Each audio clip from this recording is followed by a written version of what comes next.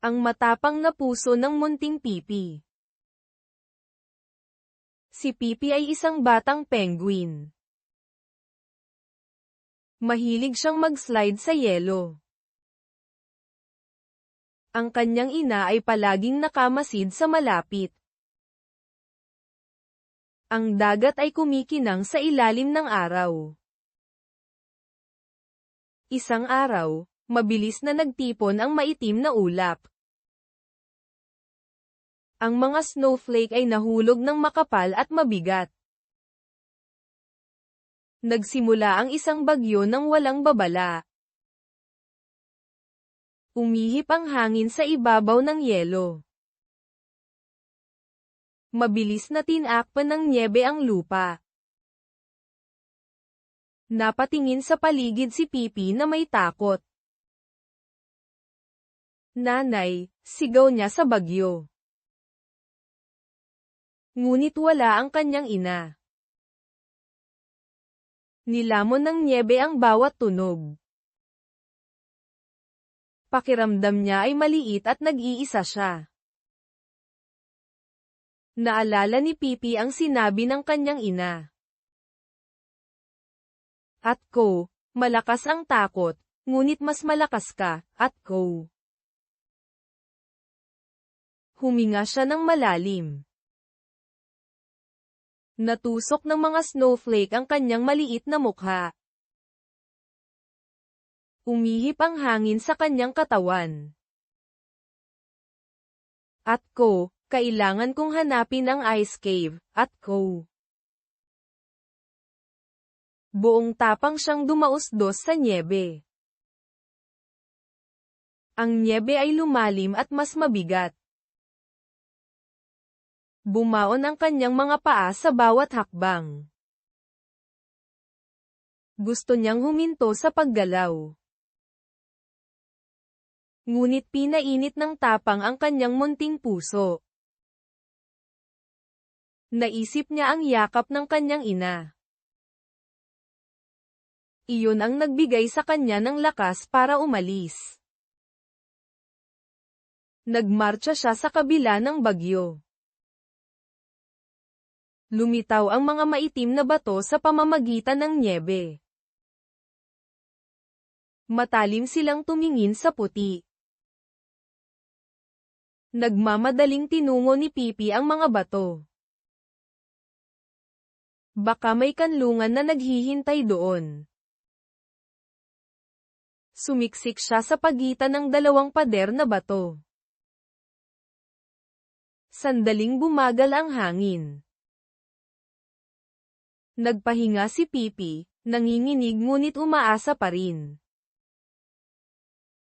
Sa labas, umuungal pa rin ng malakas ang bagyo. Ngunit sa malayo, nakita niya ang liwanag. Isang glow ang dumampi sa manyebe na abot tanaw. "Atko, siguro iyon ang ice cave, Atko." Pinagsalikop ni Pipi ang kanyang mga pakpak. "Atko, hihintayin ako ni Mama, Atko." Dumausdos siya palabas patungo sa glow. Ang bagyo ay lumakas muli. Natusok ang mga snowflake na parang maliliit na karayom. Ang landas sa unahan ay mahirap makita. Maraming beses nadulas at nahulog si Pipi. Ngunit sa bawat pagkakataon ay tumatayo siya. "Mag-slide ka, Pipi," bulong niya. Lumapit siya sa glow. Ang mga burol ng nyebe ay tumaas sa harap ng kanyang mga mata. Ang bawat burol ay mukhang matangkad at nakakatakot. Lumipat ang mga anino sa puting lupa. Kumatok ang takot sa puso ni Pipi. Ngunit ipinagmamalaki niya ang kanyang dibdib. "Atko, Naniniwala ang nanay ko na matapang ako, at ko. Siya slid forward na may matatag na tapang. Isang biglang kaluskos ang yumanig sa lupa. Nahati ang yelo sa kanyang harapan. Kumikislap ang malamig na tubig sa puwang.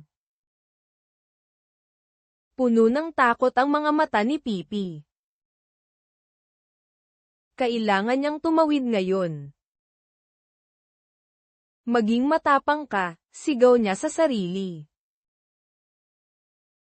Ligtas siyang tumalon sa kabilang panig. Natawa bigla si Pipi. At ko, kaya ko at #30 at ko, masaya niyang sabi. Ang nyebe ay tila hindi na nakakatakot ngayon. Nagmarcha siya ng mas malalakas na hakbang. Maging ang hangin ay nakaramdam ng panghina. Lumaki ang tapang sa kanyang munting dibdib. Malapit na siguro ang kuweba. Sa wakas, isang bangin ang nakatayo sa unahan. Parang ngipin ng yelo. Sa likod nito ay may madilim na butas. Ang butas ay kumikinang sa asul na liwanag. At ko, baka yung kuweba, at ko. Nagmamadaling lumapit si Pipi na may pag-asa. Mas malambot ang snow malapit sa bangin. Huminto siya sa entrance. Paano kung may naghihintay na panganib sa loob? Paano kung wala ito sa bahay? Nanginginig ang mga paa niya sa pagdududa. Sa kanya naalala ang mukha ng kanyang ina. Lagi siyang nakangiti ng may lakas. Bumulong siya, at ko, kaya kung maging matapang, at ko. Humakbang si Pipi sa kuweba ng yelo. Ang mga dingding ay kumikinang sa mga nagyayelong kristal. Ang asul na liwanag ay kumikinang saan man sa loob. Kalmado ngunit napakatahimik. At ko, Mom, nandito ka ba? At ko, tawag niya. Tanging ang echo lang niya ang sumagot. Lalong lumalim ang lakad niya sa kuweba. Ang kuweba ay lumalamig at lumamig. Ang mga kakaibang patak ay nahulog mula sa bubong. Sumasayaw ang kanyang anino sa nagyayelong dingding. Nabalot ng takot ang kanyang maliit na puso. Ngunit tumanggi siyang tumalikod.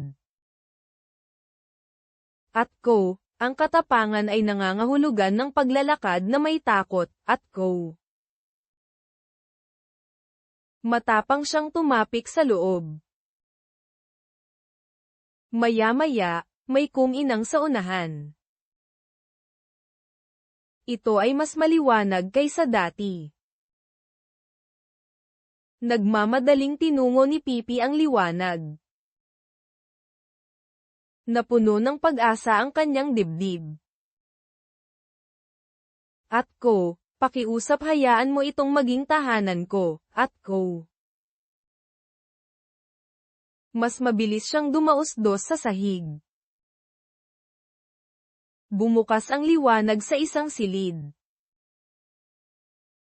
Isang boses ang malumanay na tumawag, Pipi. Kilala niya agad ang boses na iyon. Ito ang mapagmahal na tawag ng kanyang ina. Sumugod siya sa mainit nitong mga pakpak. Binalot siya ng kanyang mga balahibo. Pinunasan ng luha ang maliliit niyang mata. At ko, I found you, Mom, at ko, umiiyak niyang sabi. Niyakap siya ng kanyang ina ng mahigpit. At ko, napakatapang mo ngayon, at ko. Natunaw sa tuwa ang takot ni Pipi. Pakiramdam niya ay ligtas siya sa mga bisig nito. Nasa labas pa rin ang bagyo. Ngunit sa loob-loob niya, nabalot ng init ang kanyang puso. Hinarap niya ang takot ng buong tapang. Nang gabing iyon, mahimbing ang tulog ni Pipi. Dinala siya ng mga panaginip sa mga burol na nalalatagan ng nyebe. Sa panaginip niya, malakas siya. Hindi siya napigilan ng bagyo.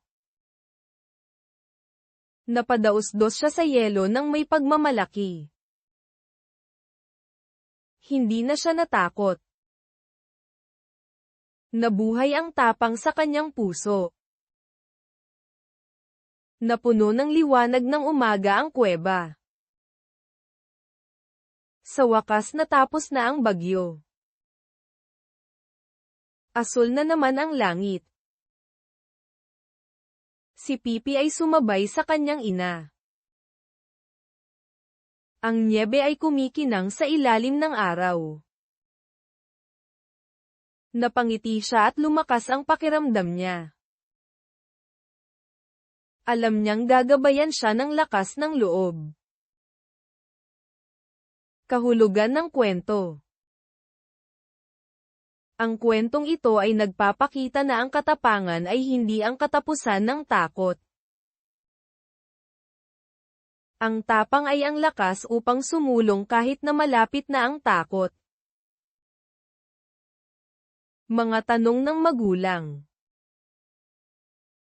Paano ipinakita ni Pipi ang katapangan sa kwento? Naiisip mo ba ang isang pagkakataon na hinarap mo ang takot ng buong tapang? Mga tanong ng bata. Bakit nakaramdam ng takot si Pipi sa bagyo? Paano nagkaroon ng lakas ng loob si Pipi na magpatuloy? Ano ang gagawin mo kung mawala ka tulad ni Pipi? Huwag palampasin ang aming mga kwento, mag-subscribe at itap ang bell.